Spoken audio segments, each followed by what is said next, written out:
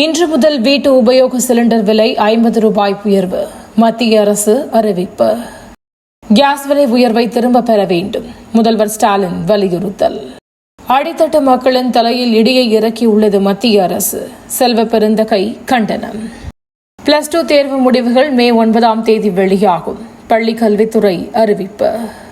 திருச்சி சரக டிஐஜி வருண்குமார் தொடர்ந்த வழக்கு.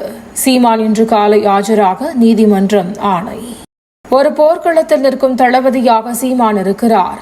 ஒரே மேடையில் அண்ணாமலை பேச்சு. சார் ஆய்வாளர் பணிக்கான வயது வரம்பை 33 உயர்த்த வேண்டும். அன்புமணி ராமதாஸ் வலியுறுத்தல். கேஸ் விலை அரசின் மற்றொரு பரிசு. ராகுல் காந்தி விமர்சனம்.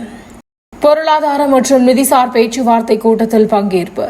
நிர்மலா சீதாராமன் லண்டன் பயணம். முஸ்லிம் முதல்வர் வக்ஃபு திருத்த சட்டத்திற்கு எதிராக குரல் எழுப்பாதது அவமானம். மெஹ்பூபா முஃப்தி காட்டம்.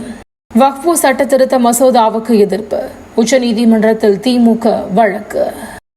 அரசுமுறை பயணம். போர்ச்சுகல் சென்றடைந்தார் ஜனாதிபதி திரௌபதி முர்மு. வரி விதிப்பில் இருந்து பின்வாங்கப் போவதில்லை. ட்ரம்ப் அதிரடி. வங்கக்கடலில் உருவானது குறைந்த காற்றழுத்த தாழ்வு பகுதி. வானிலை மையம் தகவல். இன்றைய IPL போட்டி. சென்னை பஞ்சாப் அணிகள் மோதல். தினந்தோறும் காலை தலைப்புச் செய்திகளை உடனுக்குடன் தெரிந்து கொள்ள வணக்கம் இந்தியா நியூஸுடன் இணைந்திருங்கள்.